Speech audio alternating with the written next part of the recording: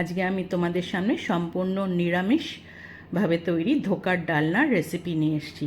তবে এটা আমরা যেরকম ঘরোয়া পদ্ধতিতে করি সেইভাবে না, এটা আমি একটা ক্যাটারারের যে রান্না ঠাকুর হয় তো তার থেকে শেখা। আমি সেই ক্যাটারার স্টাইলে এই ধোকার ডালনাটা করছি।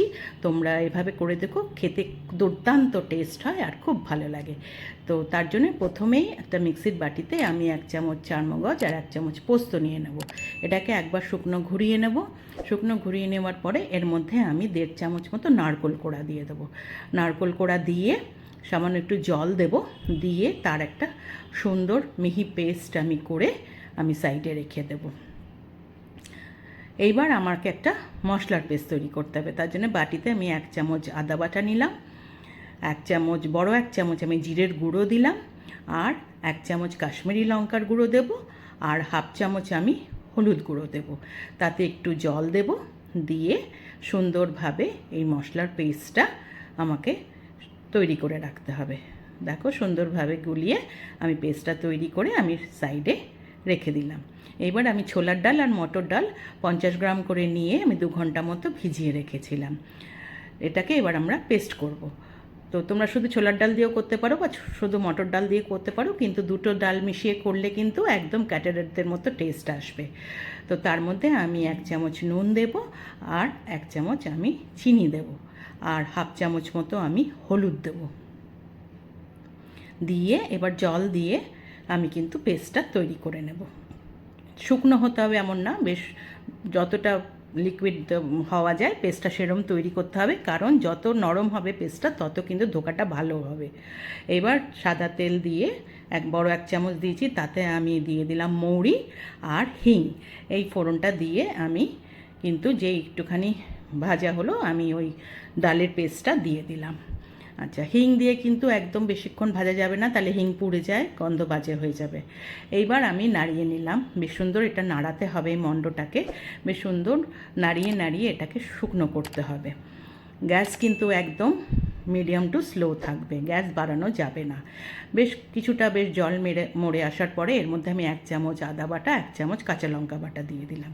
দিয়ে আমি দেখো আবার মিলিয়ে নিচ্ছি। অনেকেই কিন্তু তেলের মধ্যে এই কাঁচা লঙ্কা বাটা আদা বাটাটা দেয়, তবে এইভাবে একবার করে দেখো, খুব ভালো টেস্ট আসে।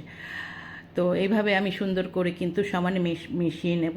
গ্যাস কিন্তু ওরম একদম কমানোই থাকবে যতক্ষণ না পুরো জলটা শুকিয়ে আসছে। দেখবে যখন ছেড়ে আসছে কড়াই থেকে তখন বুঝবে মণ্ডটা তৈরি হয়ে গেছে, তখন গ্যাসটা বন্ধ করে দিতে হবে। দিয়ে এবার এটাকে একটা থালায় নামিয়ে নিতে হবে। থালাটাতে আমি 1/2 চামচ মতো সাদা তেল দিয়ে মাখিয়ে নিয়েছি, তার মধ্যে আমি ওই মণ্ডটা নামিয়ে নিয়ে হাত দিয়ে সুন্দর করে এরকম একটা শেপ দিয়ে নিয়েছি। এইবার আমি এটাকে 10 মিনিট পাখার তলায় রেখে ঠান্ডা করে নিয়ে এরকম চৌকো চৌকো করে আমি ধোকার আকারে কেটে নিয়েছি।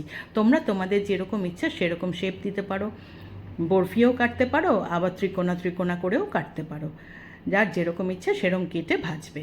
এইবার আমি ফ্রাই প্যানে ভালো মতো তেল দিয়ে আমি ধোকাগুলোকে ভেজে নেব। আমি 2 বারে কিন্তু আমি ধোকাগুলো ভেজেছি, সব একসাথে দিইনি এরকম। এবারও কিন্তু গ্যাস কিন্তু বাড়ানো যাবে না, গ্যাস মিডিয়াম রেখে এপাশ ওপাশ করে ধোকাগুলোকে সুন্দর রং ধরা অবধি উল্টে পাল্টে ভেজে নিয়ে তুলে নিতে হবে। প্রথম দফার ধোকা আমি তুলে নিলাম, এবার পরের ধোকাগুলোও আমি দিয়ে দিলাম, দিয়ে সেগুলোকেও এরকম সুন্দর রং ধরা অবধি দুপাশ ভেজে নেব। ভেজে নিয়ে আমি সেগুলোকেও কিন্তু তেল থেকে তুলে নিলাম। এইবার যে কড়াইটা রান্না করব সেটা বসালাম, আর দেখো আমার ধোকাগুলো সব ভাজা হয়ে গেছে। এবারে আমি কড়াইটা যে রান্না করব সেটা নিয়ে তাতে ওই তেলের থেকে ধোকা ভাজা তেল থেকে 1 চামচ দিলাম সাদা তেল, 1 চামচ সর্ষের তেল দিলাম। তেলটা গরম হলে ফোড়নে দিলাম সাদা জিরে, তেজপাতা আর হিং, 1 চামচ মতো হিং দিলাম। দিয়ে সুন্দর ফোড়নের গন্ধ বেরোলে তার মধ্যে যে মশলার পেস্টটা করে রেখেছিলাম সেটা দিয়ে দিলাম। দিয়ে ভালো করে নাড়িয়ে নিয়ে আমি ঢাকা দিয়ে আমি 2 মিনিট রান্না করব। তার মধ্যে আমি নুন দিয়ে দিলাম, আমি 2 চামচ চিনি দিয়ে দিলাম, কারণ ধোকা কিন্তু একটু মিষ্টি মিষ্টি হয়। দেখো ভালো করে সব মিশিয়ে নিয়ে এবার আমি ঢাকা দিয়ে দেবো। দিয়ে আমি এটাকে কষাবো। বেশ 2 মিনিট 3 মিনিট পর আমি খুলেছি, দেখো সুন্দর তেল ছেড়ে গেছে। এইবার আমি যে ওই চারমগজ পোস্ত আর নারকোলের পেস্টটা করেছিলাম সেটা দিয়ে দিলাম, সেটাকেও সুন্দর করে মিশিয়ে নিচ্ছি। সুন্দর মেশানো হয়ে গেলে দেখো সমস্ত কিন্তু ভালো করে মিশিয়ে নিতে হবে, যতক্ষণ না মশলাটা মিশে গেছে। এইবার আমি আবার ঢাকা দিয়ে এটাকে ওরকম 2-3 মিনিট রেখে দেবো। 2-3 মিনিট পরে খুলেছি, দেখো সুন্দর সাইড থেকে তেল ছেড়ে গেছে, মশলাটা কষানো হয়ে গেছে, কাঁচা গন্ধ চলে গেছে। এইবার আমি পর্যাপ্ত পরিমাণে জল দিয়ে দেবো গ্রেভির জন্যে। বুঝে জল দিতে হবে, কারণ এরপরে যখন এতে ধোকা দেবো, ধোকা কিন্তু জল টেনে নেয়, ঝোলটা টেনে নেবে। তো সেই জন্য এবার এটা 3-4 মিনিট আমি ফোটালাম, বেশ সুন্দর আমার গ্রেভি ফুটে উঠেছে। এইবার আমি দেখো এর মধ্যে যে আমি 1 চামচ গরম মশলার গুঁড়ো দিয়ে দিলাম, আর কিছুটা ধনে পাতা কুচো আমি কেটে রেখেছিলাম সেটা দিয়ে দিলাম। সেগুলোকে মিলিয়ে নিলাম, মিলিয়ে নিয়ে এবার যে ধোকাগুলো আমি ভেজে রেখেছিলাম সেগুলো দিয়ে দেবো। সেগুলো দিয়ে দিলাম, দিয়ে একটুখানি ডুবিয়ে দিলাম ঝোলের মধ্যে, বেশ সুন্দর ডুবিয়ে দিয়ে এইবার আবার আমি ঢাকা দিয়ে গ্যাসটা আবার ওই কমিয়ে দিয়ে আমি 2 মিনিট রান্না হতে দেবো, যাতে ধোকার মধ্যে সুন্দর ঝোল মশলা ঢুকে যায়। দেখো সুন্দরভাবে কিন্তু ধোকাগুলোর মধ্যে ঢুকে গেছে ঝোল মশলা। এবার আমি উপর থেকে 1 চামচ আমি ঘি দিয়ে দিলাম, দিয়ে এবার ঘিটাকেও বেশ ঝোলের সঙ্গে সুন্দর করে মিশিয়ে নিতে হবে। ঘি মিশিয়ে নিলেই কিন্তু মোটামুটি আমার ধোকা রান্না কিন্তু হয়ে গেছে। আমি 1 মিনিট মতো ফুটতে দিয়ে আমি গ্যাস বন্ধ করে ঢাকা দিয়ে স্ট্যান্ডিং টাইমে 10 মিনিট রেখে দিয়েছি। তারপরে আমি খুলেছি, আমার ধোকার ডালনা ক্যাটারার স্টাইল একদম রেডি টু সার্ভ। আমি একটা সার্ভিং বলে সার্ভ করে দিয়েছি।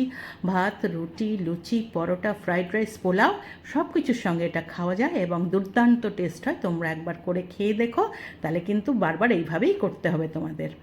রান্নাটা যদি ভালো লেগে থাকে এটা লাইক করো, কমেন্ট করো, শেয়ার করো। যারা এখনও আমার চ্যানেলটা সাবস্ক্রাইব করনি প্লিজ সাবস্ক্রাইব করে দিও, পাশে থাকা বেল আইকনটা প্রেস করবে, তাহলে আমার তৈরি সমস্ত রান্নার নোটিফিকেশন তোমাদের কাছে পৌঁছে যাবে। আবার নতুন রান্না নিয়ে তোমাদের কাছে আসবো। আজ তাহলে চলি, টাটা।